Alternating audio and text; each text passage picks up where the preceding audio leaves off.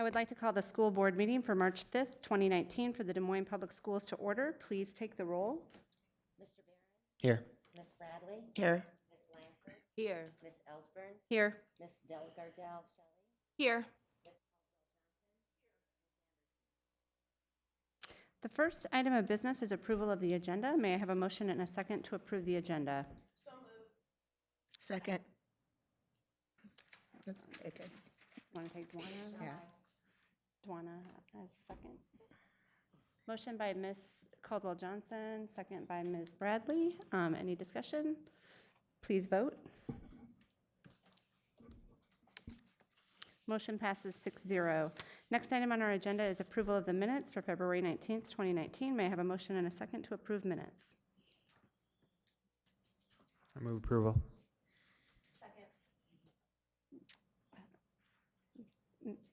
We have a motion and a second. Any discussion? Please vote. Next, we have district recognitions, and I'll turn it over to Dr. Ahart.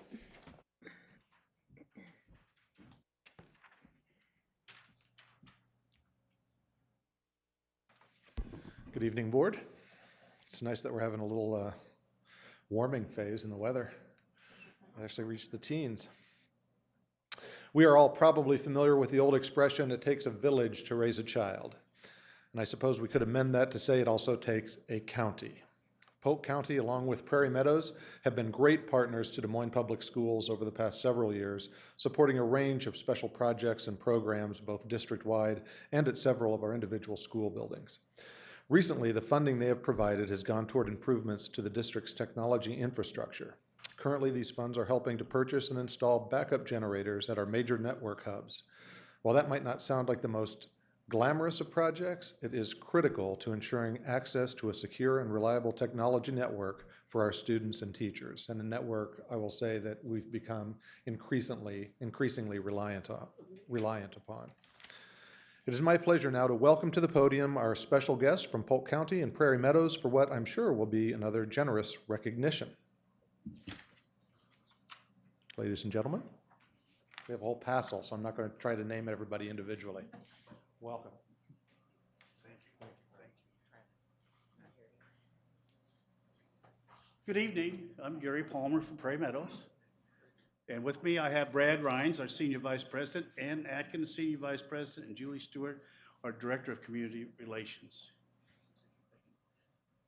Hi, School Board. Angela Connolly, Polk County Supervisor, and I have my colleague, Matt McCoy. Matt? Morning. I'm sure Gary wants to talk also, but, you know, we've been doing this skit for a long time, and I think it comes where you're going to need it the most. I am sorry that I've heard some news that you're short a little bit in your budget, and I know you're going to be struggling and trying to make some tough decisions. So I hope, as Tom mentioned, that this comes at an opportune time. I know it's not ever going to be enough, but I wish you the best of luck, and I know you're struggling to get where you need to be, and you guys do a great job, and I wish we could do more. But I hope this helps, and all the partnerships that we've had, you know, we really have a great partnership with the Des Moines Public Schools. All through the years, we've given through the libraries, through the playgrounds, we've put trails in at the schools, and it continues to do great work with Polk County. So as Tom said, it really does take a village, and Polk County is glad that we can participate in all the great programs that you provide. So thanks for everything that you do for our kids and for our community. Matt, you want to say anything? Okay, Gary? You know, you have a tough job. I used to serve on the school board in Bondurant, in a lot smaller district, but I just told Julie when we got here, that was the toughest 6 years I ever put in. It's a lot of responsibility and a lot to do, especially in a district this big. But we at Prairie Meadows, again, you know, we have a great partner in Polk County. We've been partners now for over 30 years. We've given back to this community over $1.8 billion in profits. And we're glad to be able to present a check today for $513,408.40. And we hope we can do this forever and ever. We're very happy stewards of this community to work with the city of Des Moines, with the school board, and so many other organizations through this great partnership we have with the County Board of Supervisors. So We're glad to be able to bring this. They will, you can cash them. They'll work, believe me. They better anyway. But thank you for what you do, and we're appreciative of being a partner of all of you. So thank you. Thank you.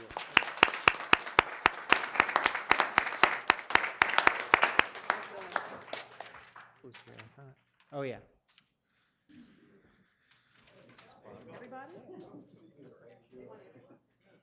Just you, just the chairs?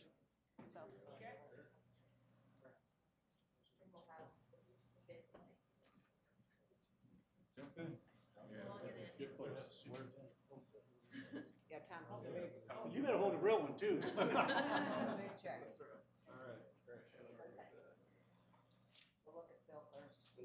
Closer? Closer? Tight. Thank you.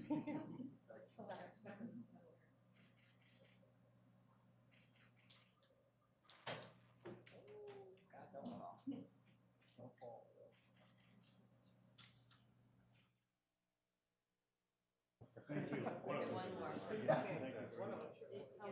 more. Keep it up, please. One more? Yep, he wants one more. Turn this way. Oh. We want now? He wants us to get up. Come on, Matt.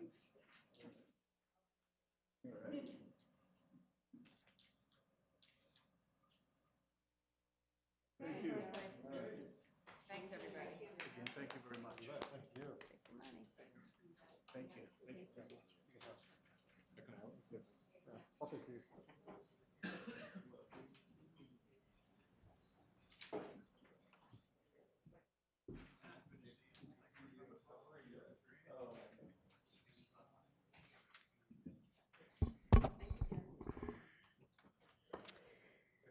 The next item on the agenda is the consent items. We allow any person the opportunity to speak to the board for up to 5 minutes following the presentation of an agenda item. If anyone wishes to speak to an agenda item, please go to the information desk to sign up.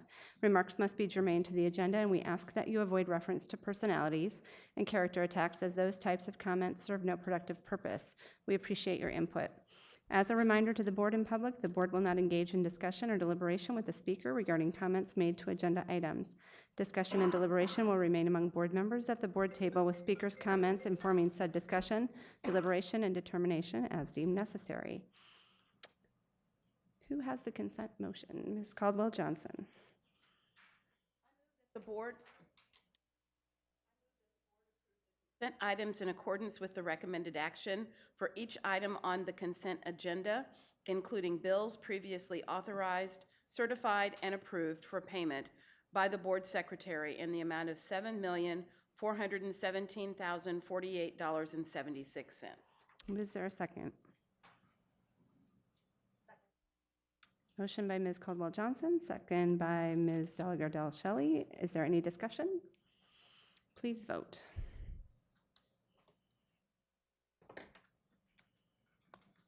Motion passes 6-0. Next, we have a public hearing. The public hearing will come to order. Is there anyone wishing to speak to item E1, public hearing for utility easement agreement at McCombs Middle School? Hearing no one, I will close the public hearing. Dr. Ahart, would you please introduce the matter? I recommend the board approve granting a permanent utility easement for electrical service to Polk County for a communication tower following a public meeting. May I please have a motion and a second to approve the public hearing and superintendent's recommendation? So moved. Motion by Ms. Caldwell-Johnson, second by Ms. Langford. No presentation. Any questions? Please vote. Motion passes 6-0. Next, another public hearing. The public hearing will come to order. Is there anyone wishing to speak to item E2, public hearing for a walk-in cooler addition at Greenwood Elementary School? Hearing no one, I will close the public hearing. Dr. Ahart, would you please introduce the matter? I recommend the board review the proposed plans and specifications prepared by Studio Melee for a walk-in cooler addition to Greenwood Elementary School, hold a public hearing, and approve the plans. May I please have a motion and a second to approve the public hearing and superintendent's recommendation? I move approval. Second. Motion by Mr. Barron, second by Ms. Bradley. Any questions or discussion? Please vote. Motion passes 6-0. Next, another public hearing. Public hearing will come to order. Is there anyone wishing to speak to item E3, public hearing for upgrades to the art rooms at Hoover High School? Hearing no one, I will close the public hearing. Dr. Ahart, would you please introduce the matter? I recommend the board review the proposed plans and specifications prepared by RDG for upgrades to the art rooms at Hoover High School, hold a public hearing, and approve the plans. May I please have a motion and a second to approve the public hearing and superintendent's recommendation? Move a, Second? Motion by Ms. Delgardelle Shelley, second by Ms. Caldwell Johnson. Any questions or discussion? Please vote. Motion passes 6-0. Another public hearing. The public hearing will come to order. Is there anyone wishing to speak to item E4, public hearing, East High School pool, ADA locker room, and HVAC upgrades? Hearing no one, I will close the public hearing. Superintendent Ahart, would you please introduce the matter? I recommend the board review the proposed plans and specifications prepared by Alvine Engineering for an ADA locker room and HVAC upgrades to the pool at East High School, hold a public hearing, and approve the plans. May I please have a motion and a second to approve the public hearing and superintendent's recommendation? and move approval. Second. Motion by Mr. Barron, second by Ms. Delgardelle Shelley. No presentation. Any questions or discussion? Please vote. Motion passes 6-0. Next item on the agenda is item F1, open enrollment late applications for denial. Dr. Ahart, would you please introduce the matter? Yes, this evening we have one late application for denial per state code. Students are allowed to apply for open enrollment out of district, and there's a specified timeline for that. Under special circumstances, an open enrollment out application may be approved that's not timely if they meet certain specifications. Those on the board, the one on the board agenda tonight is one that did not meet the standard for good cause exception. Okay, thank you. May I have a motion and a second to deny the open enrollment late application listed on item F1? So move. Second. Motion by Ms. Caldwell Johnson, second by Ms. Langford. Any discussion? Please vote. Motion passes 6-0. Next item on our agenda is item F2, award of contract for Greenwood, Morris, and Riverwoods Elementary Schools walk-in cooler freezer projects. Dr. Ahart, would you please introduce this item? Yes, what we have here tonight are three different proposals for similar type work. The reason this is not on consent, as it normally would be, was due to just a little bit of a timing snafu. So under public hearings this evening, we had the Greenwood project public hearing. The other two public hearings had occurred at a previous meeting. So pretty standard fare projects at each of these places. Thank you. May I have a motion and a second to approve F2, award of contract for Greenwood, Morris, and Riverwood Elementary Schools walk-in cooler freezer projects? Okay, motion by Ms. Caldwell Johnson, second by Ms. Langford. Any discussion or does anyone have any questions? I just have a question because I'm curious. I've never asked this before. When it says alt number 1, what does that mean in the table? I'm sorry. Right here. The alternate number 1 that's like a Oh yeah, significantly less. there are different options within the plans, and they can bid the basic plan and then add additional costs for certain alternates Oh, okay. that are on Perfect. there. Thank you. Any other questions? Okay, we have a motion and a second on the floor. Please vote. Motion passes 6-0. Next item on our agenda is item F3, monitoring report for Algebra 1, Part 1. And this is a discussion item, and a final report for action comes later. So I'll turn it over to Dr. Ahart to introduce our presenters. Yes, welcome. So we have our Executive Director of Teaching and Learning, Noel Tickey, our secondary Director of Teaching and Learning, Sarah Doherty, and our brand new, not brand new anymore, I'm sure it's felt like years already, but of secondary mathematics, Courtney Wallstrom, who has just been a fantastic addition to our team. So I will turn it over to them for the Great. first of the two-part Algebra 1 monitoring report. Thank you. We're going to start this evening by highlighting some of the key performance indicators and supporting data for this report. On our first page, under key performance indicator, we're noting under percent of students at or above NWA MAP college and career readiness for fall. We saw a decline in 8th grade, but an increase in 9th grade. And our grade distribution for Algebra 1 showed a slight, but perhaps insignificant increase. For our next data point, percent of students progressing on track for college and career readiness on Math Map.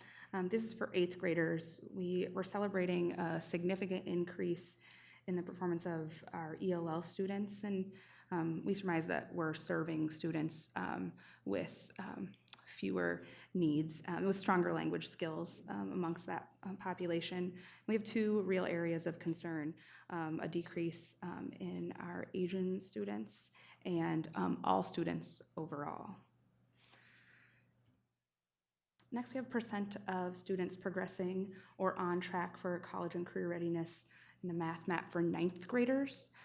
Two celebration areas there, both significant increases in percentage for our Asian students and our students receiving ELL services.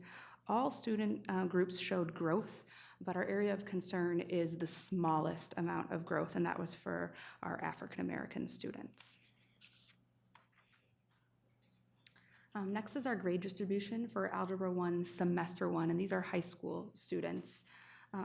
We had some real celebrations around our multiracial students, our students receiving ELL services, and our students receiving special education services. And two areas of decline there were for white students and insignificant growth for African American students, or increase, excuse me. And finally, we have percent of 8th grade students meeting or exceeding Math Map fall to winter projected growth. Noting here that greater than 60% would indicate we're closing gaps for students. We did not have any student groups quite meeting that figure. However, we're keeping pace with the national norm.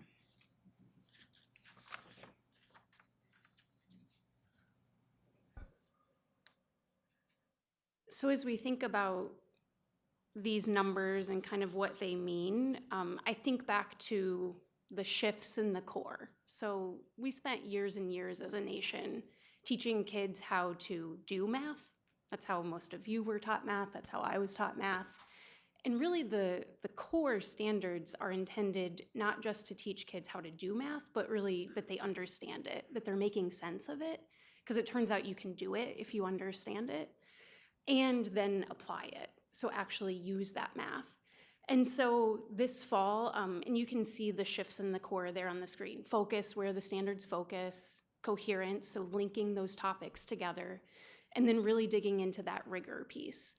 And so this fall, when stepping into a new role, meeting with middle school math teachers, we were really digging into that rigor piece, digging into building that conceptual understanding and pushing kids to really make sense of it. And I heard again and again from teachers, we don't have time. There's so much content that we're trying to get through that we don't feel like we can teach at this level of depth. And that surprised me, because when I read back in the district math vision that we created, the district had provided to the teachers, like, these are the areas that you should focus on. These are the prioritized standards. But that hadn't really translated into our teaching, because the teachers didn't know how. They were still trying to teach. They're still trying to teach all 40 sixth grade math standards at the same level of depth. And they're frustrated, and they're trying to, do as much as they possibly can, and they're working really hard. But they feel like they're dragging kids along at a pace that's just too fast. So we've taken a little bit of a step back. I recognized, okay, we need to step back and go back to that first piece of focus. And so in February, teams of teachers, 6th grade, 7th grade, 8th grade, all sat down and looked at those prioritized standards and evaluated our current reality. What are the things we're spending too much time on right now? And what are the things that we need to spend more time on? These focus documents identify those standards that we should be spending 65 to 85% of our time on. And so that was something that they looked at, but then in conjunction with that, they also identified where are some overlaps or some connections that we can make for students. So for example, in 6th grade, we have to teach kids how to multiply decimals. We also have to teach kids how to find the area of a surface. I can do those two things at the same time. I also can probably make finding the area of a surface a little more relevant to students, also making multiplying decimals a little more relevant. So looking for those connection points for students so that they can connect, I'm learning this standard, and I can learn them at the same time. I think that's a really key piece for our that was kind of like a light bulb moment for some of our teachers to realize we can address some of these things and gain some efficiencies. The whole point in gaining those efficiencies is so that we can teach at that depth. So going back to that rigor piece, and really we can break rigor in math down to these 3 areas: conceptual understanding, that making sense part, procedural skills and fluency. That's something that as a nation we have spent a lot of time on, and then the application piece. When I look at these, what really resonates with me is when I think about when I'm trying to build relationships with the students in my classroom, it's a lot easier to do that when I'm asking them to make sense of math, when I'm encouraging them to think about like, oh, I wonder what would happen if I do this, or how do these numbers relate to each other? Also with application, it provides students the opportunities to bring their own intuitions, their own experiences, and actually use the math. Not like a word problem where we're finding where 2 trains intersect, but actually useful math, where they're actually thinking about how this applies. I thought we discontinued that train problem. Oh, it's still there. I'm not sure that that's ever gonna die in certain circles. So I really see those 2 areas, the conceptual understanding and the application, as ways for us to like make those connections for kids and for them to then have more meaning in the procedural. Like I can do the procedural because I understand it. In reaching, I'm gonna go back to this. In talking to teachers, one of the things that they have voiced to me is like, I'm not sure that I really have that understanding myself. We have some teachers that's not how they learned math. Like they're really good at doing math, but actually building that conceptual understanding, that's not how they learned it, and it's not how they were taught to teach it. And so that signals for me like a learning opportunity that our teachers can be empowered to empower their students to make sense of it. Obviously, we recognize that Algebra 1 isn't a 6-8 issue. It's not a grade 9 issue. It's really a K-8 issue.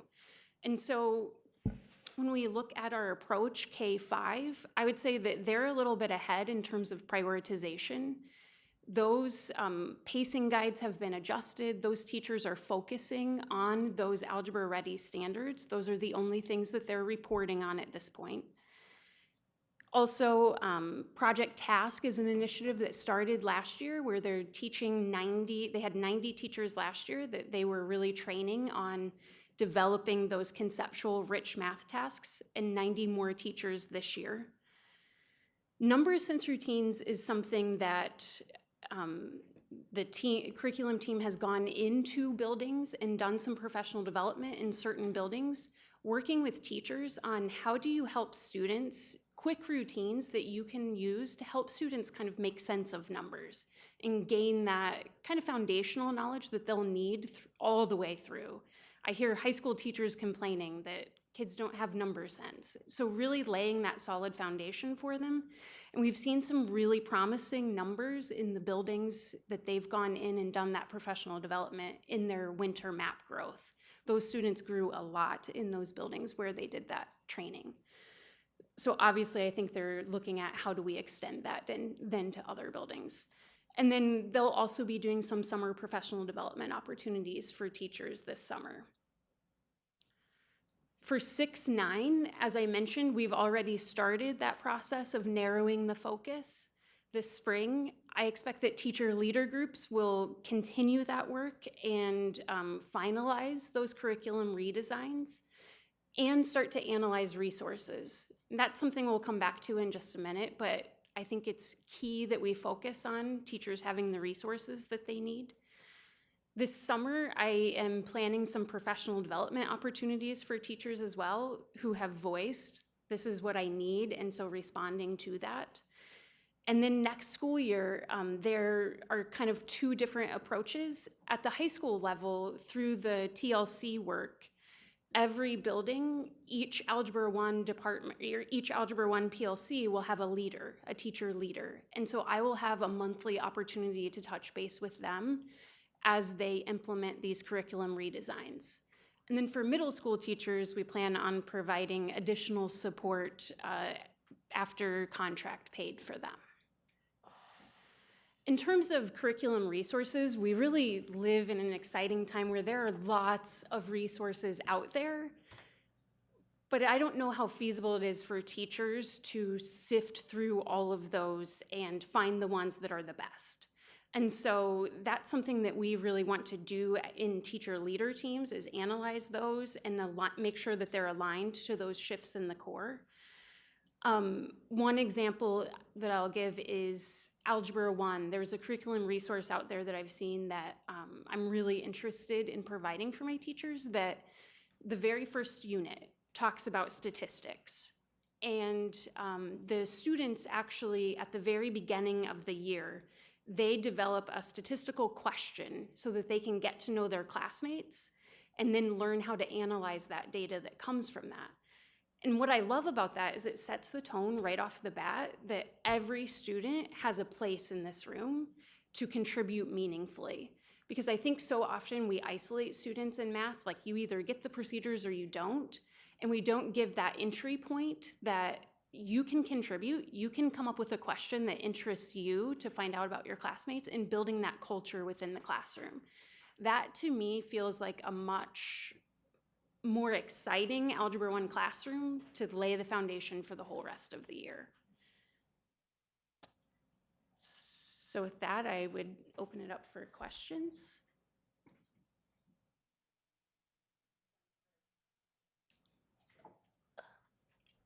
Could you repeat your name again and your new role with the district? Yes, I'm Courtney Wallstrom, Secondary Math Curriculum Coordinator. So what does that mean? I am learning all of the things that means. Fair. So each content area has a point of contact curriculum coordinator. So what they're primarily responsible for is, first of all, and not simply, is the written curriculum. How does that look across the district? Calibration across schools, implementation of standards. It also includes actual curriculum design and enacted curriculum, so support for how it goes from the paper to actually reaching students, which would also include instructional material support, coaching on the ground with teachers. We do a lot of work with school leadership as well. And then, of course, also the piece of professional learning, designing content-specific professional learning for teachers. So in mathematics and ELA, English Language Arts, we're fortunate to have an elementary person and a secondary person, because those are two pretty different skill sets. And so Courtney serves our secondary specifically, which would be 612 currently. Awesome. Thank you, and thank you. To hear about students, I was that student that fell off. I remember the year that math got hard for me. It was 7th grade. And I always struggled with I don't understand, why are we doing this? And it didn't make sense, right? So to hear about learning happening where kids are actually understanding how the math makes sense, that's really exciting. I was wondering, in terms of our schools for rigor, where we're at currently. How many schools do we have who are schools for rigor? Where are we at in that phase? Total in cohort 1, we had 6 in our demo schools. Cohort 2, we have 16. Including the original 6? No. No, So that's 16 an additional. And cohort 3, we have 6 or Well, 7, sorry. 7, because we count. IB. Yeah. So I'm wondering, in terms of if we saw large differences in terms of how our students were performing, whether they were in a school of rigor Yeah. or not, if we just saw general trends. Yes. We have that data, actually. We have the data. There were some places where I saw positives and some where I didn't. Like it just, not enough that I felt like I could draw like we actually had a slide in there and then we took it out because I felt like I don't feel like I can draw a straight line to that. I will be sharing some data later on that compares the first 6 schools for rigor with everybody else, and there's a very clear distinction.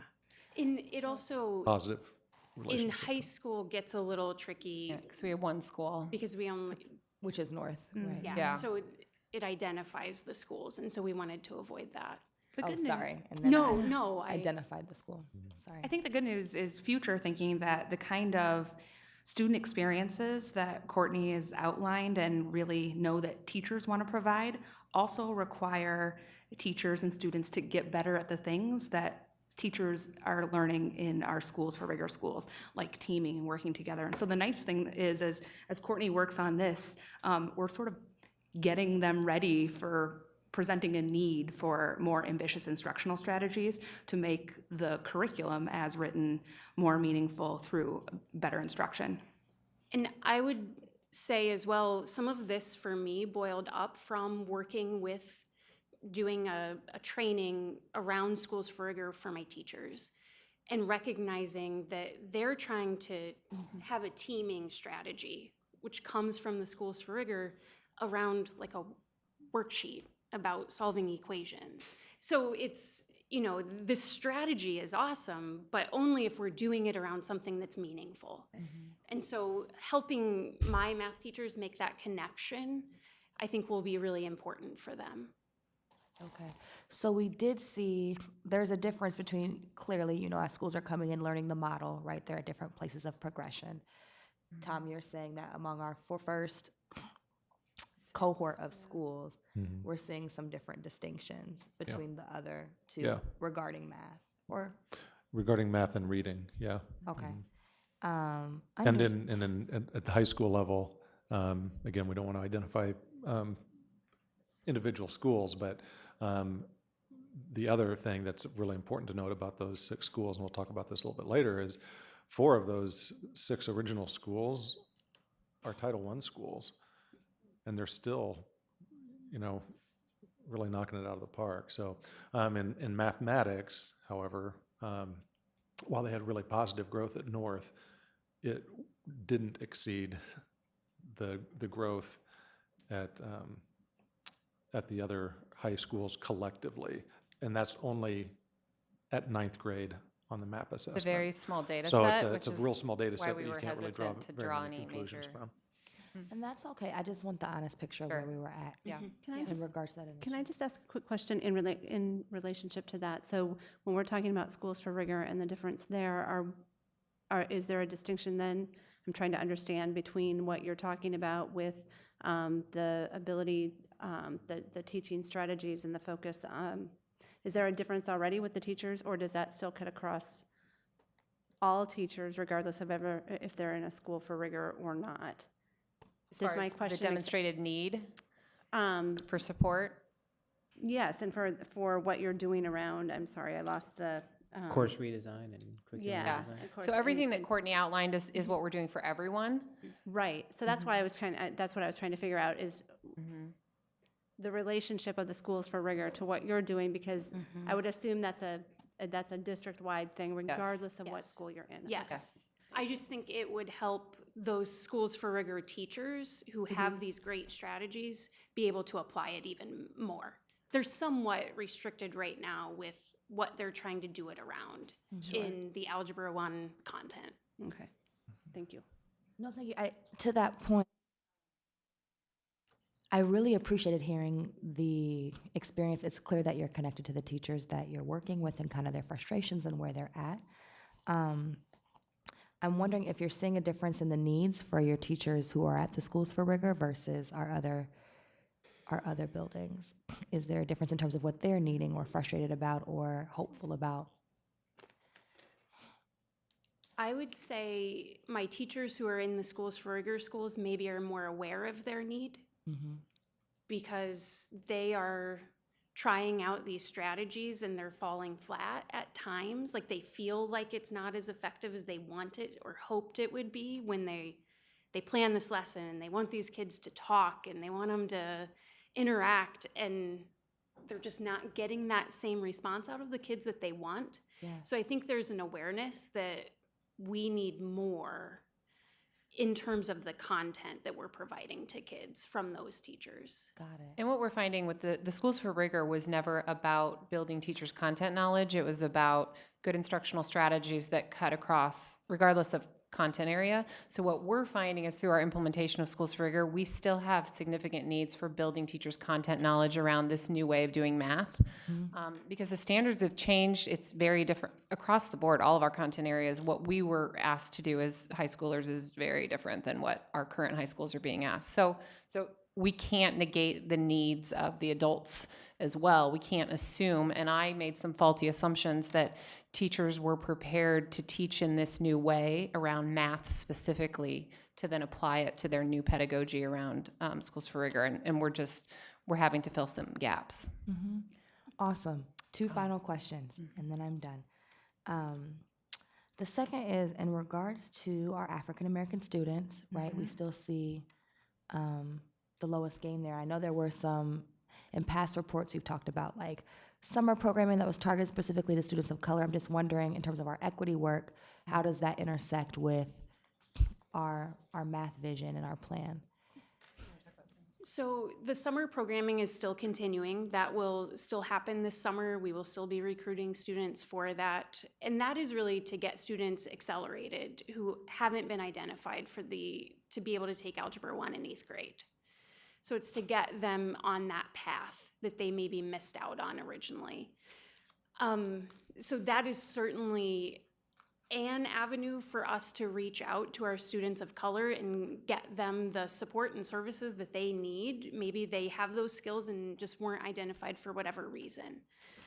I would also say that I believe very passionately that when we provide opportunities for every kid to really have those access points for instruction, so conceptual understanding and application, again, using students' own intuition that they have or experiences that they have, instead of me as the teacher directing what that's going to look like.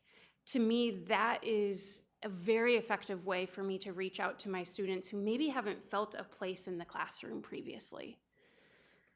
We also were here for the Males of Color report and talking a little bit about, like, for instance, our CRAVE redesign and how in our English and social studies classes, we can tap into existing materials that are more representative of our students.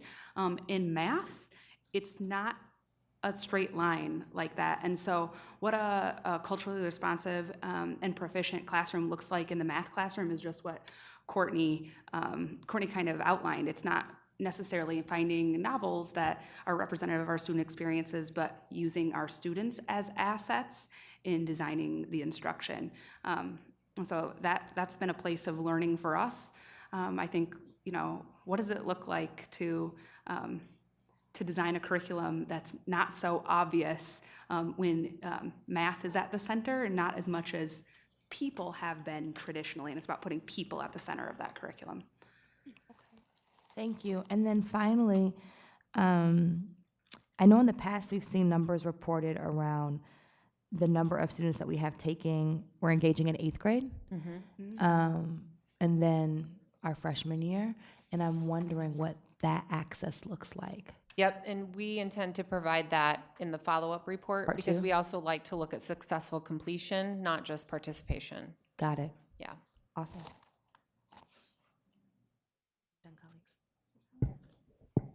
Yeah, I had a kind of a piggyback off of the summer programs. Remind me the ages that the students are engaged in that particular programming. 6th grade and 7th grade. Okay. There's 2 different corresponding ones. So there's one for 6th graders and one for 7th graders.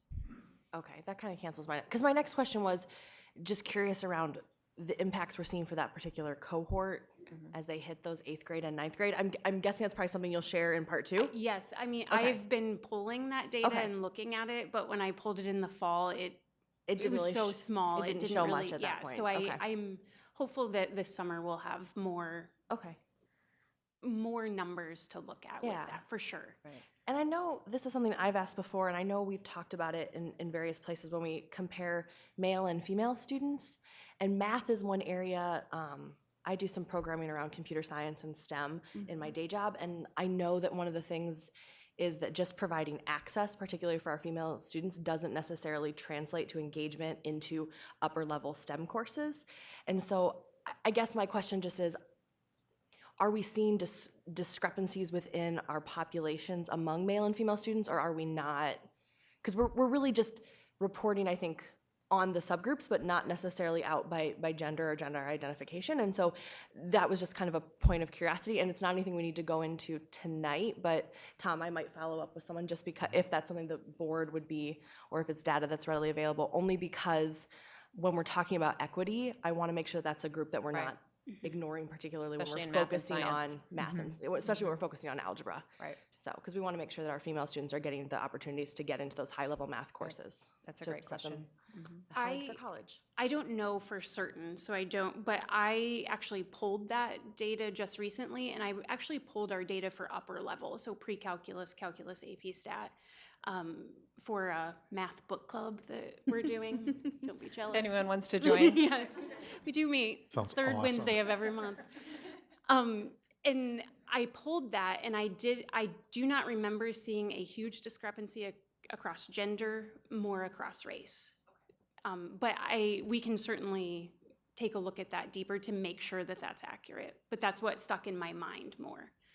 Yeah, and I don't mean to like drive the work and say that there's a problem if there's not, but it's just a point of curiosity because in the time I've spent on the board, I've never seen us break data down like that, and I do know, as someone in education, that we often see those discrepancies, more related to behavior, particularly in middle school between boys and girls, but often the behavior, the data that we see based on behavior often can correlate with academic, and so I just wasn't sure if we were where we were at on that, so.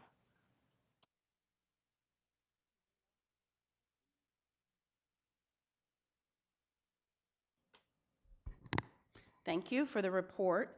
I just had a couple of quick questions and maybe one observation. So I love the algebra readiness K-5, just because we know that both math and reading are such huge building blocks. And so getting that really good foundation is important. So I appreciate the focus on that. I have to admit that I was surprised to see some of the double-digit shifts that we're celebrating. Was that a surprise to you at all? And if so, to what do you attribute? I mean, those are some big shifts. To what do you attribute that?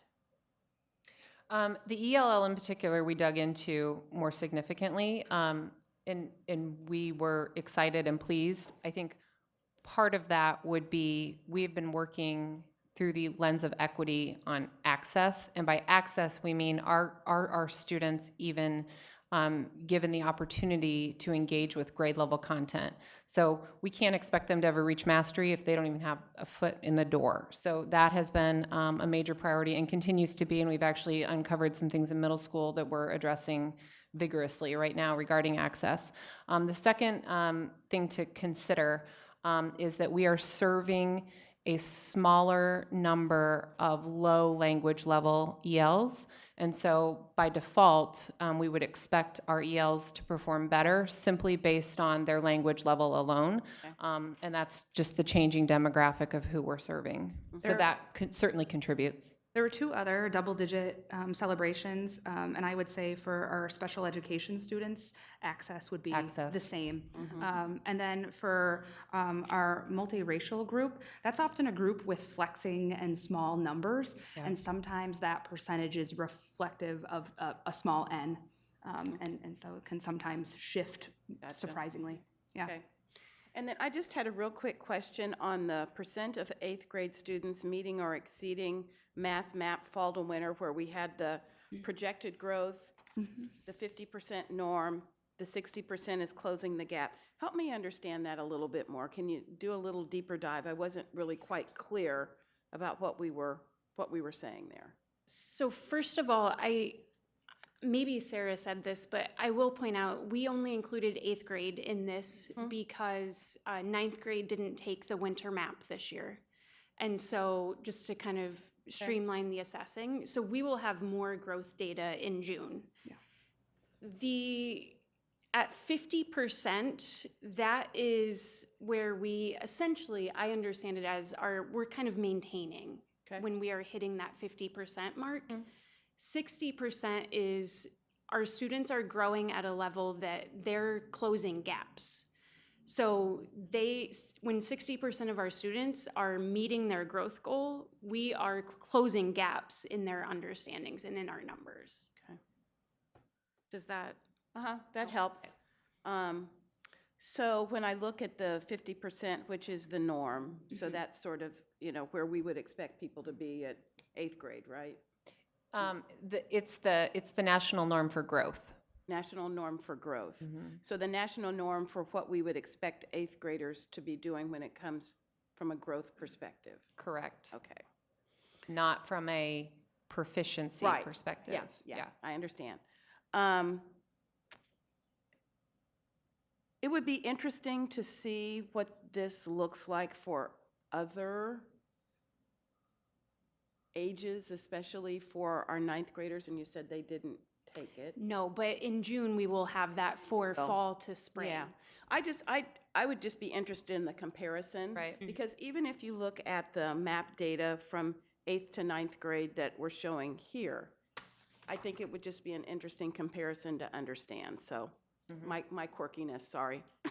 No, and that's a good observation because last year at this time, the cohort of 8th graders was performing better, and so we've seen that performance follow them, and so a comparison of 8th graders on this measure would be something to look at. Yeah. Okay, all right.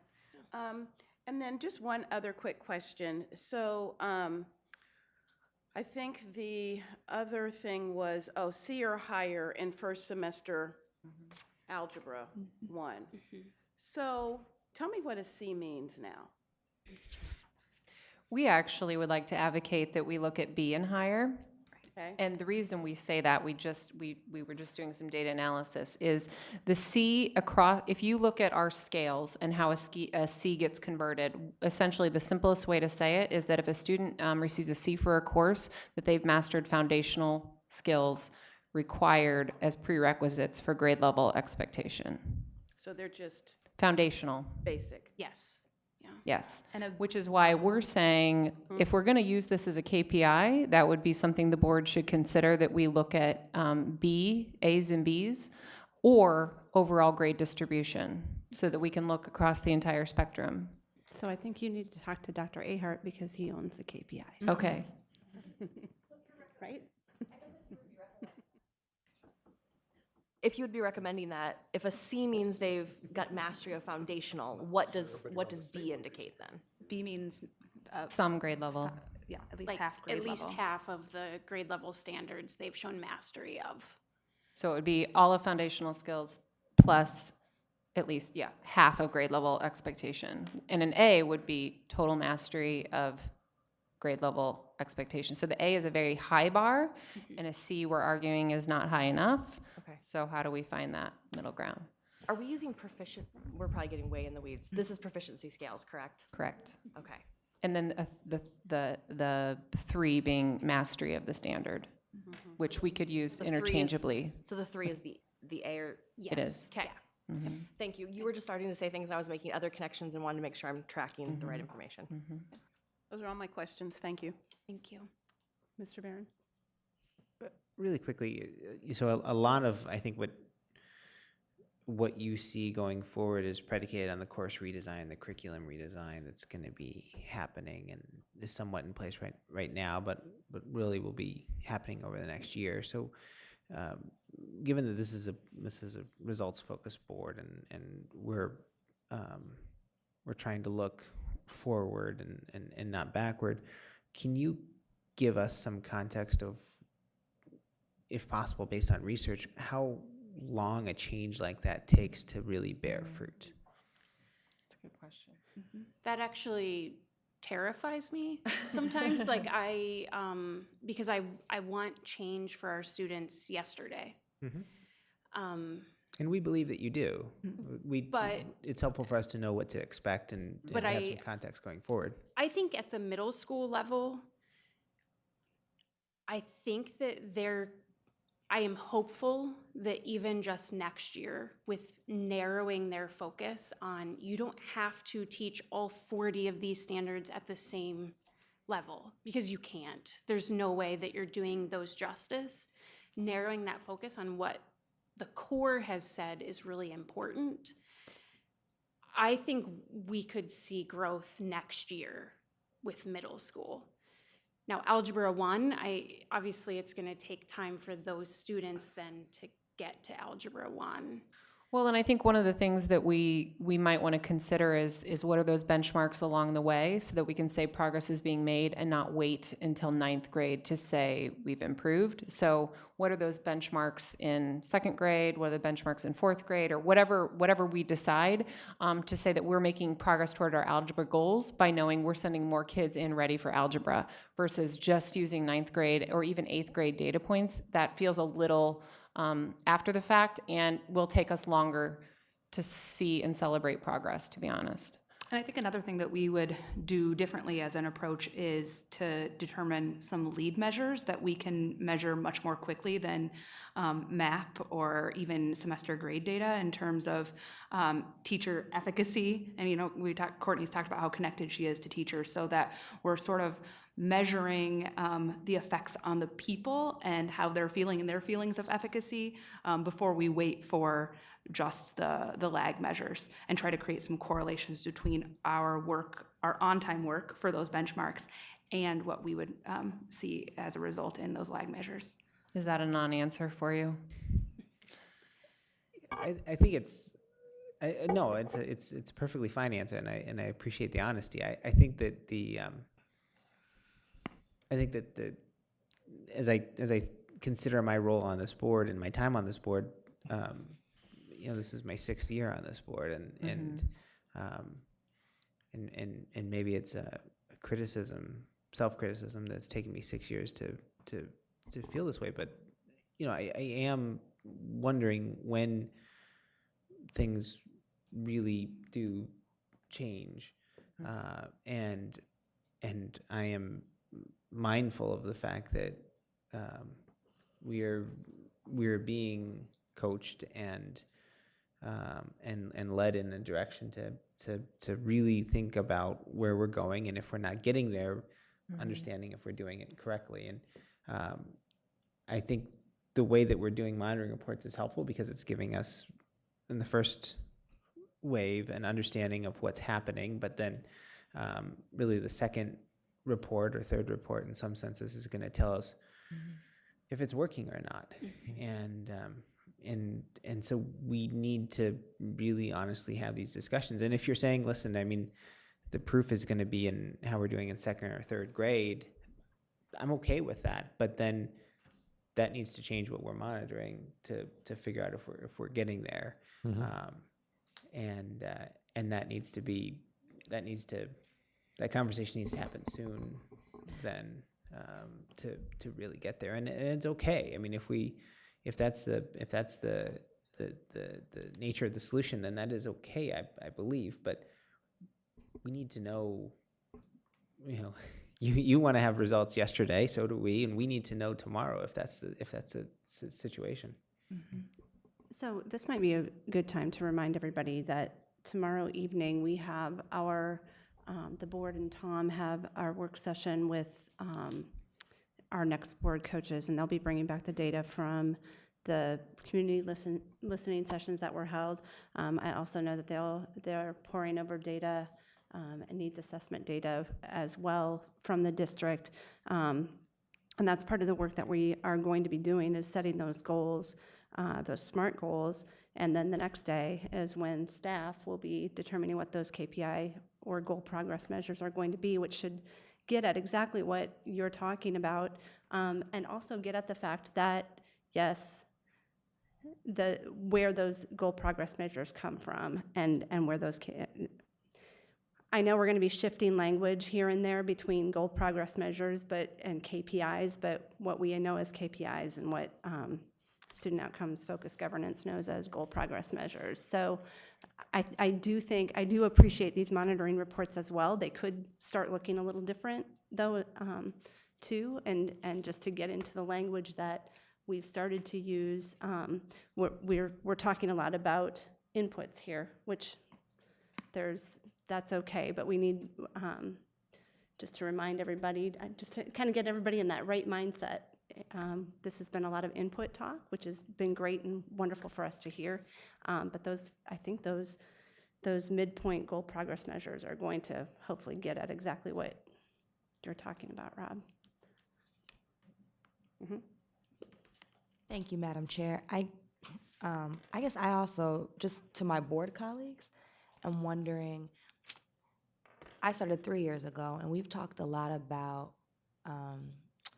our Schools for Rigor initiatives, and we've put a considerable amount of resources and energy into this movement, and I do think that that's a huge part of our monitoring, that we don't necessarily always aren't connected through our monitoring. So I think we need to be seeing how are we doing in our Schools for Rigor compared to our other schools as well, and I think that's part of the process, but I'd like to hear your thoughts around that as well. And if so, if we have a consensus around that, then when is the place to talk about that?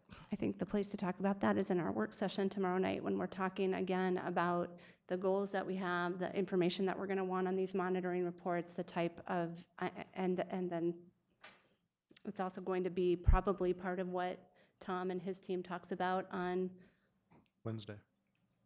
Thursday. As well as to what, so I think those conversations are going to be very much part of what we do over the next 2 days, as far as what I'm understanding. Is administration, are we doing it like we did our last retreat? No, we meet with Tom and the coach tomorrow night, and then Tom and his team meet with them all morning on Thursday. Okay. Yeah. Thank you.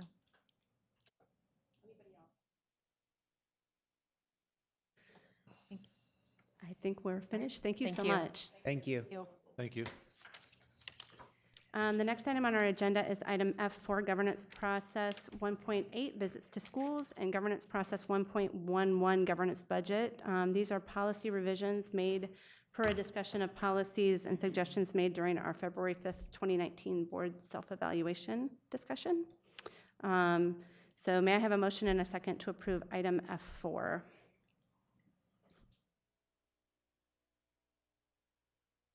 Not everybody all at once. Yeah.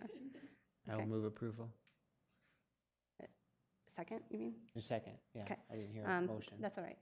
Ms. Langford made a motion and second by Mr. Barron. Is there any discussion about this item? We talked about it. Okay, then please vote. Motion passes 6-0. Next item on the agenda is item F5, Management Limitation 2.1, Treatment of Students Revision.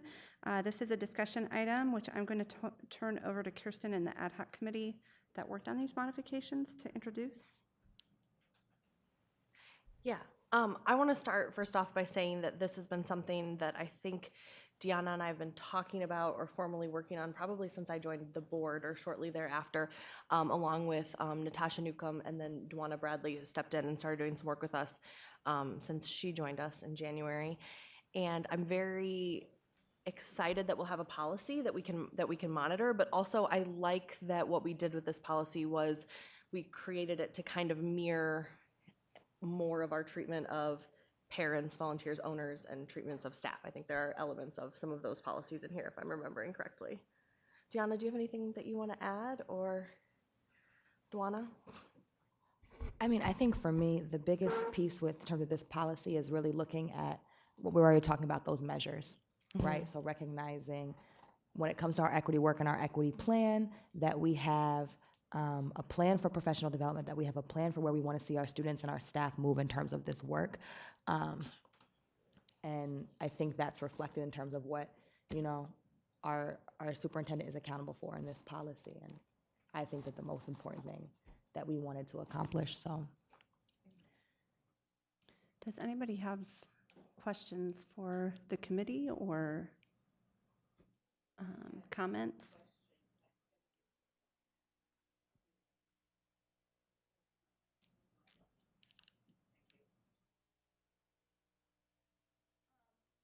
Thank you.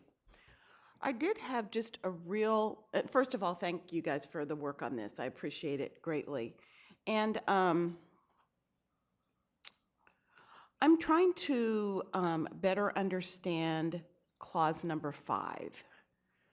Cause or allow conditions that disengage and/or exclude students from opportunities to convey their diverse interests and needs. A, operate without promoting shared responsibility for learning and support of the education system, and operate without promoting and supporting a structure for broad student involvement in the education system.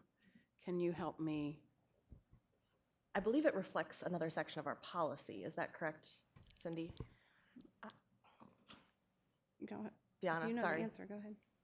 Well, I'm not sure to that piece. I know that we did look at some of the work that Cindy had provided in other pieces of policy. But when I look at this, I think about the things that we're doing in terms of our the student committee that's doing research, right? How are we involving students who typically are students of color, are students who are marginalized, are students who are not your students who are typically engaged in their learning environments, right? And are their perspectives and their views informing our superintendent about the education that their system that they're getting, or the education that they're receiving, and how we're using that to inform what's happening in the classroom, right? So we've been talking about a variety of ways that we're engaging students through surveys, through focus groups, through that work. That needs to be happening in my perspective in terms of all of these initiatives that we're talking about. If we're talking about how students are doing in math, right, and we want to engage them, well, why don't we ask students? So when I looked at that, that was my thought, that our superintendent needs to be actively and leading his team to engage our students in their education system. Mm-hmm. And the language that they're talking about is actually already a part of Management Limitation 2.10, Community and Civic Engagement, which I believe that is language that was taken from the Iowa, in some part from the Iowa Administrators Standards, Yeah. but then School applied leader directly standards. to students.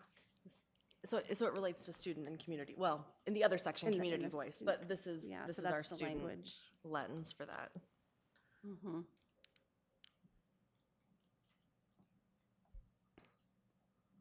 Does that make Do you sense? have thoughts on changing that or editing that, or? I don't know. Mm-hmm. Where do you feel the most tension with that? Or where are you feeling the point of tension? So I don't know that I don't disagree conceptually with what's being conveyed here. I think where I'm challenged, and this is really not my responsibility, this is the superintendent's responsibility, but what are the measures that indicate whether we are or we aren't? And shared responsibility it's a bit nebulous.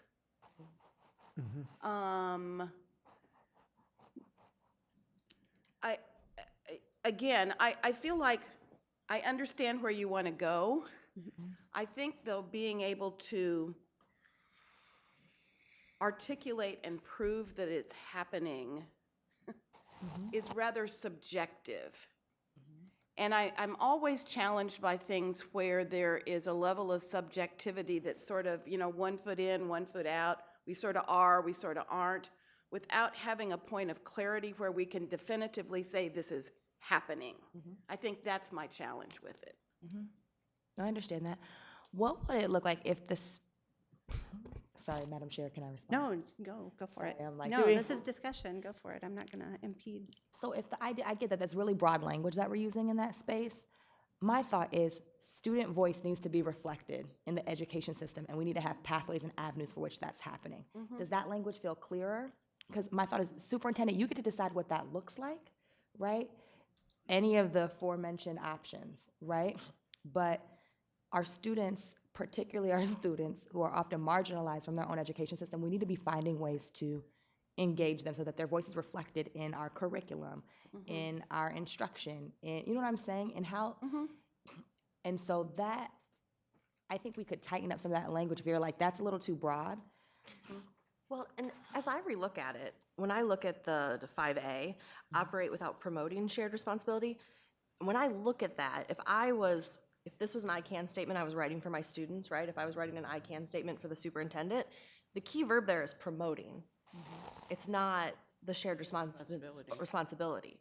So really what this would say is like, like the superintendent can promote shared responsibility for learning. So the promoting and maybe that's what's too broad, is that we're not actually, the shared responsibility isn't the outcome is promoting shared responsibility. The outcome is the promotion, and maybe that's where the language feels too broad.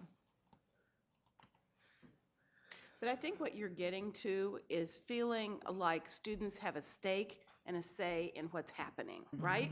Yes. Yeah. Exactly. That's not clear. Exactly, yeah. That's not So, clear. so how about if that, and is number 5 the only one that there's lack of One that clarity? I was a little hung up on. Anybody else hung up on any of the rest? Because perhaps what can be done, and I don't know, this is just a thought, is some more work on that portion of it. And Make it to bring it back to the next meeting. Well, and my guess is if we're getting tied up on the language here, if this does mirror language Yeah, in then our we need to 2.0, then we talk about probably the need to same go thing back there. and revisit that. Yep. And potentially we could do those at the same time. Maybe. So that- Let's just do this one for now. Right, Because, But I'm yeah. guessing that once we get this language either shored up here, I'm guessing we're gonna have to go back and look at our Right. 2.0 as well, because if this language mirrors that, then that language probably also isn't clear. Yep. Can I ask a couple of questions, clarifying questions? And I talked about this briefly with Cindy when I first saw this, but I'm not sure that operate without promoting shared responsibility for learning and support of the education system. It's clear who is intended to share the responsibility. Sure. You know what I mean? The other one I'm curious about under number 4, operate without a professional development plan for superintendent, chiefs, teachers, and staff around outcomes related to cultural proficiency. What would you see as culturally proficient outcomes? What would you see as culturally Well, Tom, I think the KPIs are on you, but I think where I've personally seen a gap, and my colleagues can give their opinion, is we talk about the training that's happening for all of our staff, right? But we haven't seen a plan that includes chiefs and yourself, right? And we even talked about in terms of Haven't? board. No, I haven't. I haven't heard. But what, about- okay, that's a separate question to me. Yes. What are the outcomes that you're looking for there? That's where my curiosity is. Because I'm doing IDI, I'm doing cultural proficient training. I need to make that more explicit, apparently, in things that I've shared, but I'm not sure I understand what the board would interpret as outcomes. Are you sure you want to have this conversation at the table? Or do we Oh, wanna do no, this in we a don't work need to have the session? conversation, but that's my That's what you question. want to Yeah. get to? Yeah. Okay. Okay. Understood. Well, and to piggyback off of that too, the conversation that Deanna, Dwana, and I had as well was that the school board shouldn't be operating without a plan for our own professional development, but that doesn't belong in this policy section, but that will be coming in a subsequent policy. So just so that we're raising that up as well, that the board wants to make sure that we, in our own governance policies, are not operating without a plan to do similar work that our staff is doing. And I'm thinking specifically too in what we saw in terms of our equity plan that was presented, and it's been a while. It was the last one we saw was over a year ago, and I remember seeing work for teachers and staff, but it didn't really get to executive leadership.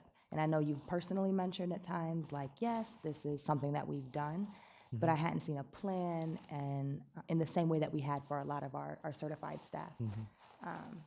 And so I just think, irregardless of who is in this position, you, any other board members, if we say that we value this work, then we need to have a plan for how all of us, Oh, I have no disagreement with that whatsoever. I'm just not sure I understand. what the outcomes are that you want. Yeah, outcomes related to cultural proficiency. Is it- What, yeah. And I'm also not sure if this is, maybe if this is the place for that. I have no disagreement with it. I just want to understand better what you all mean. And I think that's a good point too, that if there is something like this might not be the place, this might not be the policy for it. But I think that those are things, Are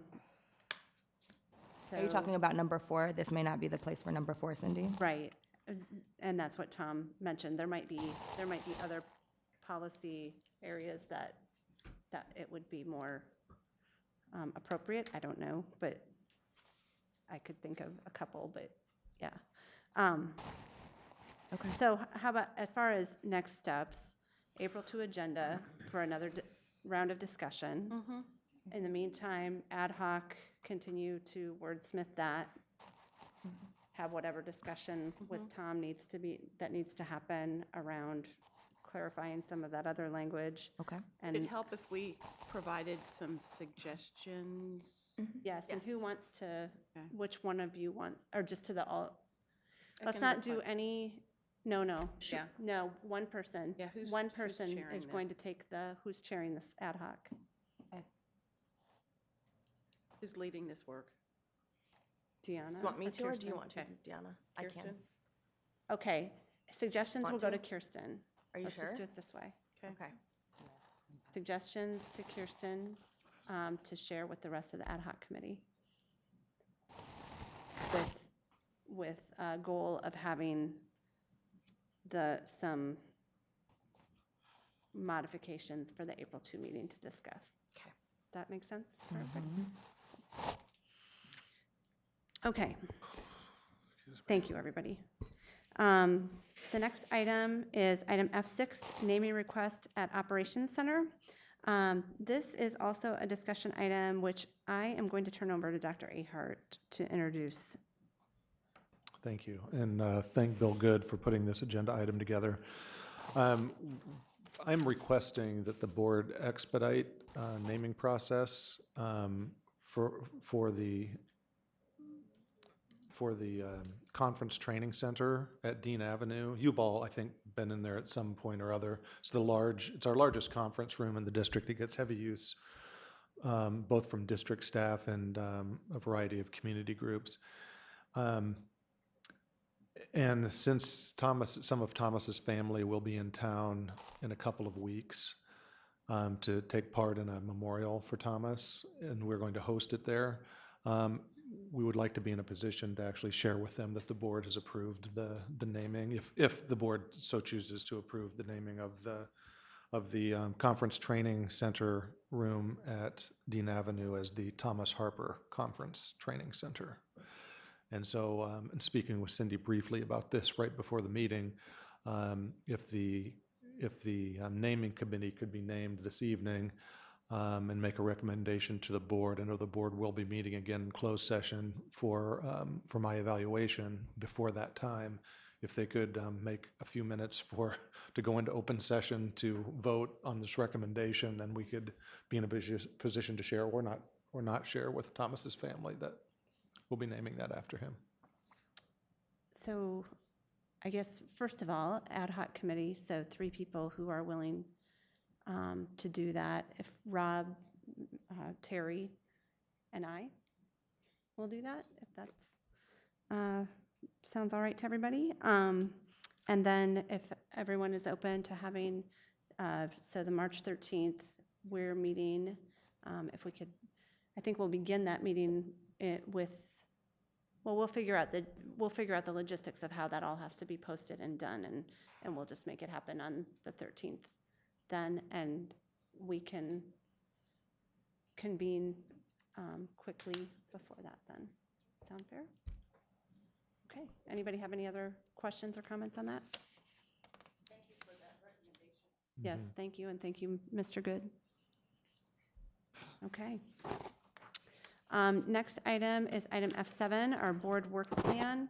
And Kirsten has taken on this item, so I will turn it over to her. My computer's very slow at opening things tonight. Okay. So in looking at our work plan,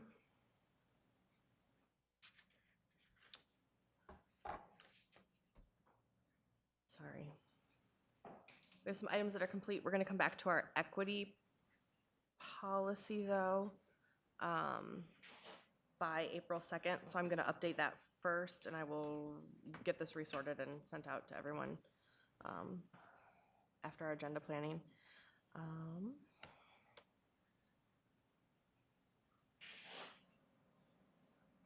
Our reading list, I think that we had talked, Cindy and I had talked with Matt and Tom regarding that, and I'm guessing we'll touch base on that tomorrow. Do we have any update on our city council school board joint meeting? We do. Okay. We met last week, was it? And with the three representatives from the city, Mayor County, Councilman Coleman, and City Manager Scott Sanders, Terry, Tom, and myself, and got further down the road as far as determining that we would be meeting to, the purpose of the meeting would be to identify shared outcomes and shared vision around the areas of opportunity that have been identified in the city neighborhood revitalization plan, to see what we all bring to the table to help the. Terry, you've talked about this very specifically, so I'm going to turn it over to you to explain. So as we shared at the last meeting, the city's been working for the better part of the last year to develop a neighborhood revitalization effort that's focused now on 4 sub-parts of neighborhoods. And one of the things that we talked about was ways that we might be able to leverage our joint resources to support that effort, and to look at ways that we incorporate some outcomes-driven activity, maybe focused even around United Way outcome areas, so education, income, and health, trying to embed those into how we might organize ourselves around this effort. We talked a lot about everyone wanting to participate, and so at our last meeting, we focused on ways that we might be able to engage an outside facilitator to come in and really help guide the discussion. And so we all agreed that we would advance names of facilitators for consideration. And what's that? Or not. Yeah, or not. Or not. We advanced the name, or 2 names that of individuals that have worked jointly together on a couple of different projects. Cassandra Halls from To the Top Consulting, and Scott Racker from the Robert D. and Billy Ray Center at Drake. They facilitated a number of municipal discussions, most recently the DART governance project that led to the reorganization of the DART governance board. They're also now working, after I had a chance to talk to Scott a couple of days ago, on a couple of joint efforts with Metro Waste Authority and a couple of other municipalities as well. So I think they bring great resource and expertise to this. We just got an email this afternoon from the city suggesting that we convene tomorrow to agree on the facilitators that we advanced. So we will definitely agree on the names that we advanced. And hopefully we'll be scheduled on March the 27th. The plan is to go from 5:30 to 7:30. And part of that would be presentation format, and the other would be discussion, facilitated discussion format. Right. Yes.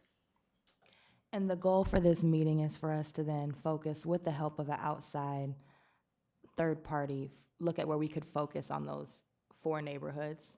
Correct. So where we join our assets to create opportunities for a joint project, potentially, or joint use of resources, or whatever else we decide, we want to do. I don't know that it's been specifically defined what we may end up with, but we thought that that at least was a good starting point so that we weren't just opening up the universe for discussion, but rather trying to be a little more focused around how we bring a level of focus to the discussion. Right, yeah, so those areas also with those 3 pillars from the United Way Right. to frame it out, because we intersect all of those in both bodies do. And I think one of the other things that we have tried to be, to put forth with mindfulness is that we are very aware that, well, at least I have, that our bodies govern in very different fashions.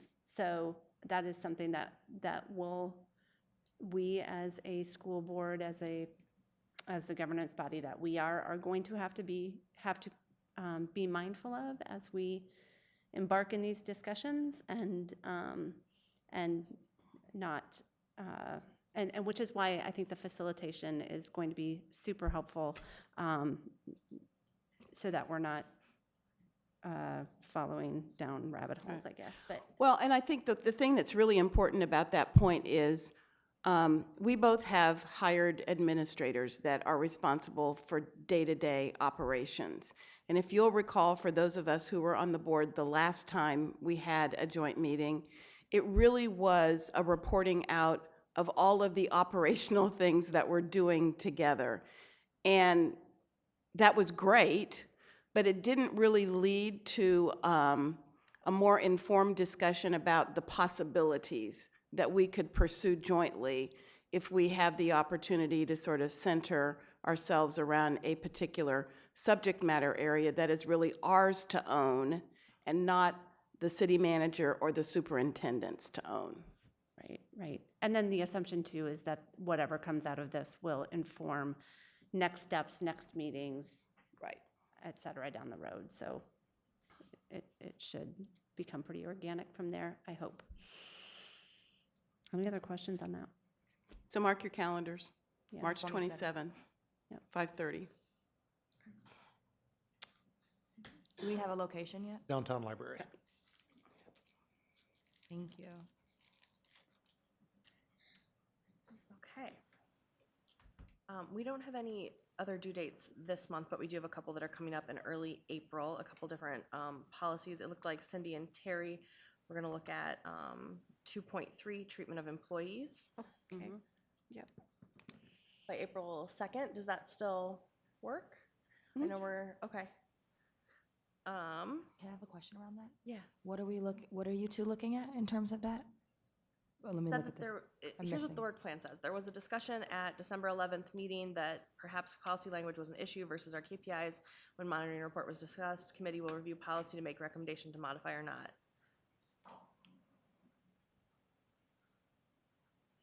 So when we at our last monitoring report regarding this, we had a lengthy discussion about is the problem with the policy, is the problem with the KPIs? Yes. We continually come back to this policy and the monitoring report around it, unhappy with what we get, but yet not changing what we're asking for. So this is an opportunity for, and Terry and I had volunteered to look at that policy and make recommendations perhaps about what that language could look like. Got it. Thank you. You got the next one, too. There was also a external monitoring report, and I think in February, Cindy and Terry said that they would review potential areas and methods that might be in conjunction with 2.3 to review at our April 2nd board meeting. I imagine there are probably other areas that we would want external monitoring. And I hate to push that one down the road, but I think we should push that one Until we down have the our road a little goals. bit more, Mhm. until we've gone through some of this process with Right. next board and. In Have relation had to an everything or excluding 2.3? I think 2.3 as well, because I think that's also something, and maybe I've just, that might also be something as we look at our next, at our entire monitoring calendar for next year, which we'll be doing what in the next, we approve our next year's agenda, our monitoring calendar in May or June. Yeah, actually, unless there are changes, significant changes to the policies, I'm real close to recommending the sequence of monitoring reports, probably within the month. Which is not a Because that's hurry. for, right, because it's to be effective July 1, right? Right. So if we can kind of talk about, maybe we can, as we know when that's coming, a little more, what date you might have that, maybe we can, is the board all right with that if we kind of shift that discussion of external monitoring to perhaps be a part of the monitoring calendar for next year? Yeah. As we talk about that, Well, or no? yeah, no, I like that idea, and actually Cindy and I chatted briefly about external monitoring That's what I and was thinking. tried to really think about, of all of the things that we could monitor externally, what are sort of those, hot button things that we want to focus on immediately, as opposed to trying to invent this like massive external monitoring calendar and feel Right. like we're totally overwhelmed by it. So are there 2 or 3 key things that we want to monitor externally that really help inform some of the more immediate work? And I think some of that may reveal itself when we're together with next board. Yes. I'm sorry, Madam Chair. I think I'm missing. So we're asking if we can talk about this when as opposed to when? I don't think we're going to have anything on April 2nd to talk about as far as a recommendation for monitoring, for external monitoring, is what I'm saying. So I would like it to come later than that, dependent on, in part, on our full monitoring calendar for 1920 and the work with next board. Okay, so I just want to make sure that we're delaying this to the point where it would be ready to go for our next monitoring season. Say that again? I'm just making sure, so. So we're not pushing it out more than a year. We're pushing it out a To our little next bit so that monitoring we can season. then Yes. figure out how it dovetails with everything Yes, else. rather than, yep. Well, and if I'm remembering when we put this on and paired it with the 2.3, it was that at that time, I thought the board had indicated that we would definitely want external monitoring around the treatment of employees policy. Yes, I agree. And so I'm wondering, that's why my question was, do we want to delay conversations around all external monitoring or all external monitoring except what might be related to 2.3? Is that what you were asking, Deanna? Well, that's a thought that I had. I was going to say That's a that thought was that I my had too, major. because but- based on the conversation we've had around the board table, it seems like if we were to start somewhere with external monitoring, it would be around 2.3. And so, okay, I hear what you're saying now. And whatever policy revision might be proposed might actually, Include that? Could include or that, could or- include that or might inform that. So could we table But we don't know, external monitoring except part for of it is we 2.3? don't know what the Right. policy is going to look like yet, if Right. we're going to look, you know what I'm saying? So Yeah. I don't know how we can determine that until there's an approved new policy. Does that make sense? Am I over? So essentially, you're saying the policy has to happen before we can do that work. So if That's we kind want to of do what I'm that, we thinking. need to have who's working on the policy. Yeah. So if we have a policy back for discussion on the 2nd, we'd vote later in April? So why don't we make sure that when we're with next board, we talk about this notion of external monitoring and how it fits into the larger scheme of things relative to all of the work that we're doing around monitoring. They might be able to really help us figure out what that looks like and where we may want to focus our efforts first.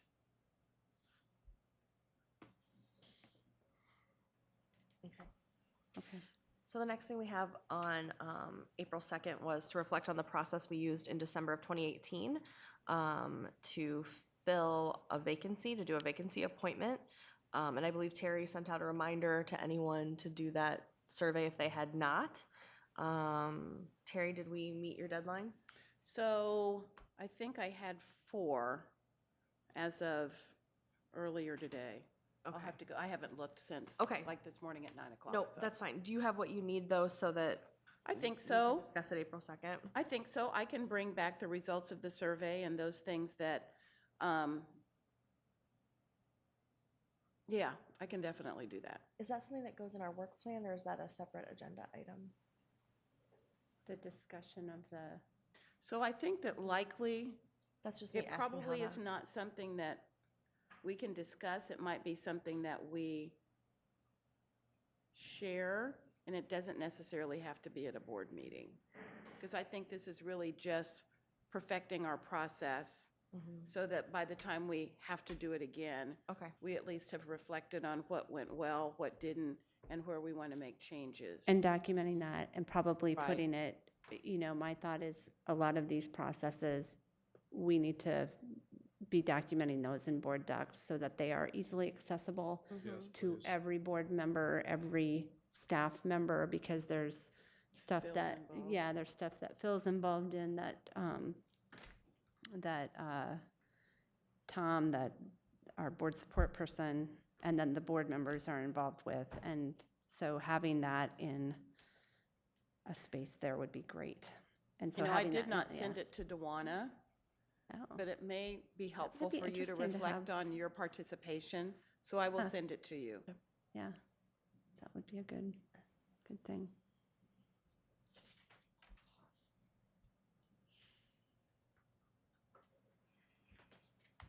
Okay. And then we have some things that are, we're going to continue to move or fail to language towards the end of the year, and then ongoingly continue with our policy discussions. Is there any other pressing board work that board members think need to be added to our work plan?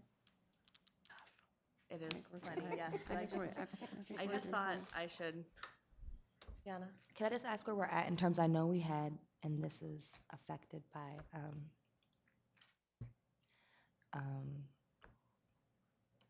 where we're at with our, look for our board secretary or our new board, in that position, and how that's been impacted now that,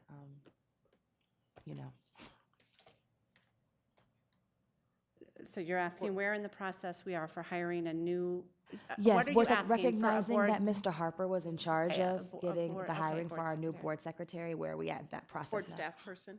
Yes. Yeah, Sheila and I have been in discussion. We'll be close to getting that posted in the very near future. You're talking about the person who sits here? Yes. Okay, thank you. Right. Gotcha. Okay. And then KPIs, community workshop for 2019 election. 2.2 is also on there, the treatment of parents, owners, and volunteers for whatever we decide to pick it up. Is it appropriate to start thinking about a deadline for that, or should we wait until we're through our next round of policy? Because we have a couple coming up. Let's get through it. Okay. Let's look at that, let's think about that April too, or in April, if that's okay. Yep. I think we're good, and we have the next board work Okay. coming up as well. And just, I know Kirsten is keeping that up to date and sending it out. It's always attached on the agenda. I encourage everybody to be checking that and making sure. I think everything is noted fairly clearly on there, but if there's questions, please let her know, or let her know if there's a different, I know you asked if there's a different way that people would like to see it or what have you, but I think having that ahead of time rather than at this point in time would be great. Okay. Next on the agenda are information. Sorry. Wait. I was trying to be patient. The forums that we had, and then the interest that we had in doing forums with students was Yeah, on that's our on there. work plan. Oh, I skipped it, I'm sorry. And Tom and I had a conversation last week. He sent me an email this morning. The idea is to have forums at each of the 5 comprehensive high schools, and at and Scavo, and then at each of the 5 comprehensive high schools to do 2 1-hour kind of work listening sessions or small group, focus group type of conversations, basically, one with middle school students from the feeder schools and one with high school students. And I don't know if the dates you sent me last week or this morning are actual dates or just hypothetical, but we're talking about potentially doing this There next are actual week. days upon your approval that those are days that will work. Yeah. So we could theoretically do this Tuesday, Wednesday, Thursday next week.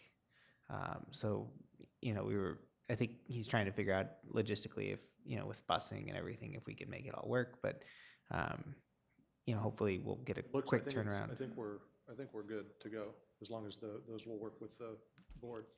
So then the next question, and I'll send this by email to my board colleagues, is we'll need people to sign up to moderate those, because the way that the way Tom's kind of proposed doing it, they'd be, in some cases, there'd be two running concurrent to each other, so two different buildings might have sessions at the same time, so we'll need a minimum of 2 board members for some of those time periods. And I can cover times on Tuesday and Thursday. Wednesdays I have a commitment right now, but I'll send an email out and I'll put it in a way that allows folks to basically just put their name next to whichever one they think they can cover, so that we can make sure that these are happening, but then we'll have those hopefully done by next week. And then is the intent to also have a staff person with the board member or just a board member? We intend to have some staff there, just whether they play an active role or not, but just to help, help the students feel comfortable and make sure things are, if there's anything that the board member needs or whatever. Sorry, didn't mean to interrupt. Oh, no, you're fine. So help me understand the format. Is it, This is something that I've been really obviously not super capable of talking about, because I wasn't at the first ones. We're taking the protocol that Next Board used and just truncating it a bit oh, and making the language where, it doesn't require many changes, but where needed to make it obviously student, that we're talking with students and not other community members. So we'll have that PowerPoint and whatnot, and sticky notes and the whole Yeah. Love it. shebang. and who are the students that we've invited to participate? We're Or how just, do we- we're just attempting to recruit a representative group of students from each of those areas. So it would be a group of, we're trying to keep each group to about 20 students or fewer, which will still be a very, very large sample of the total secondary population when compared with, the community members that we're met with. And are we there as facilitators or observers? We were at the next board, we were really there more as observers, She's a facilitator. not to facilitate, but we're facilitating these. Yeah, that's the idea. She did share, because I asked her, I can't remember her name. Lori? Yes, I Marcia? believe Miss Lori.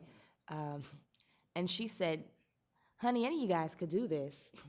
She's like, this isn't rocket science. She was like, the method is pretty laid out, and you could do this as well. So I would just offer, as much as I liked the process, I think in a couple of instances, people struggled with exactly what the questions meant. So I think if we can be consistent in how we describe what we are asking for across all of the presentations, then I'm hoping that the information will be consistent. I mean, I participated in 2, and where we ended up in one was almost light years different than where we ended up in the other. Sure. And so I would maybe like to have a little bit of time for us maybe just to reflect on making sure that everybody understands what it is we're asking, and we can explain it in a way that is consistent across all of the sites. Okay, we meet with them tomorrow, right? Something we could bring up in that way, any tips that they might have in terms of us facilitating towards the end? While they're Are here. you thinking there's going to be enough time to do that before next Tuesday, Wednesday, Thursday? Is that kind of what you're wondering I'm a little about? anxious about it.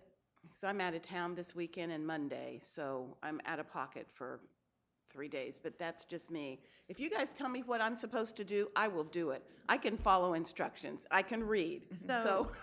So, Rob, you're going to send out those dates to us, and then perhaps what we can do, everybody should be watching for those between now and tomorrow morning sometime. The times are I'd imagine, during the and day. then, Yeah. and then we can, and then Late morning. to we're early going to afternoon. need to be right on top of that email.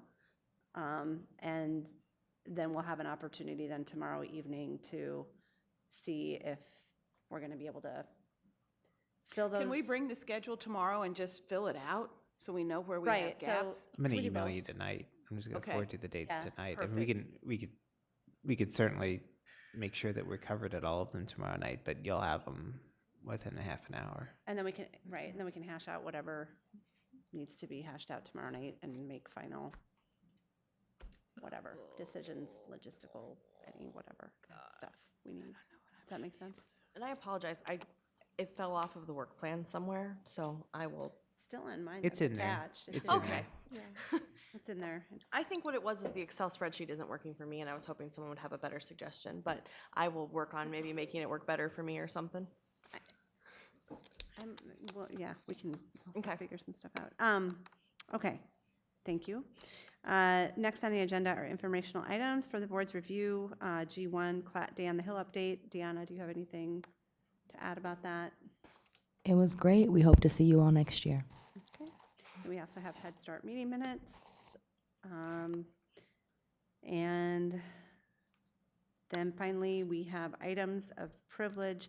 I have nothing to report at this time, but any other things for board members to share? We do have a legislative coffee coming up on the 9th, correct?